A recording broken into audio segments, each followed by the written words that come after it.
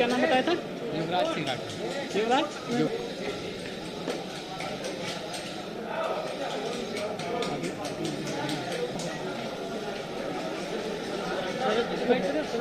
अभी कर लूँगा। किस स्थिति में है जैसे आप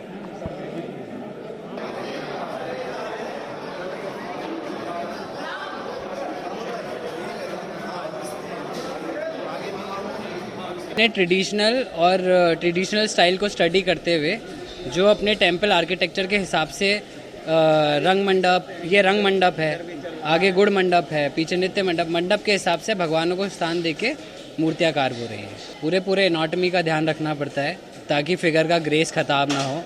ऊपर से उनका जो ऑर्नामेंटेशन है, उनका पहनावा है, जो उनके जैसे जो मुद्राएं होती है, अभंग मुद्रा, दो भंग मुद्रा, त्रिभंग मुद्रा, उन मुद्राओं को ध्यान में रखते हुए हम ये सारी मूर्तियाकार कर रहे हैं। जैसे राम जी का मंदिर है, ये जो आप जिस एरिया रंग मंडप में खड़े हुए हैं, ये हनुमान जी का एरिया है।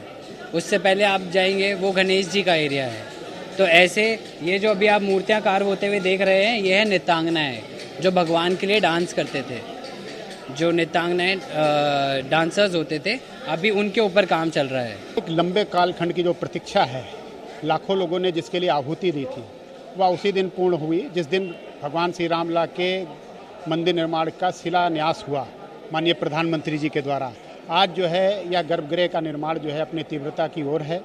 आने वाले दिनों में ये मानकर चला जा रहा है कि अक्टूबर, नवंबर और दिसंबर के तक गर्भगृह पूर्ण रूप से बन जाएगा और रामलला अपने अधिष्ठान पर, अपने आसन पर विराजमान होंगे जनवरी माह में। वह तिथि जो है साधु संतों, ज्योतिषियों और ट्रस्ट के हमारे जो पदाधिकारी उनके संयोजन से घोषित होगी। तब तक हम सब जो है हम सब प्रसन्नचित हैं कि अयोध्या में इस प्रकार से लंबे कालखंड की जो एक संकल्प था वह पूर्णता की ओर है। काम जो है गर्भगृह का हो चुका है और ये छत का काम चल रहा है, ऊपर पिलर्स का काम प्रारंभ हो जाएगा। तो ये माना जा रहा है कि यह काम जो है अपनी तीव्रता से और नवंबर दिसंबर तक ये काम पूरा हो जाएगा। फ्लोर का काम आप देख ही रहे हैं, सभी बंसी पहाड़पुर के पत्थरों का, भूतल का काम पूरा हो चुका है। उस पर जो बारीक काम है, चाहे वो रूप काम है, चाहे फूल पत्तियों के उकेरने का काम है, वो काम, बारीक काम कारीगर यहाँ कर रहे हैं। वो भी समय सीमा में तैयार कर लेंगे। रूप काम की जहाँ तक बात है, ऐसे 170 खंभों में लगभग हजारों मूर्तियाँ बनने वाली हैं। उसमें जो प्रमुख 70 खंभे रास्ते में पड़ने वाले हैं, उस पर रूप काम पूरा हो जाएगा।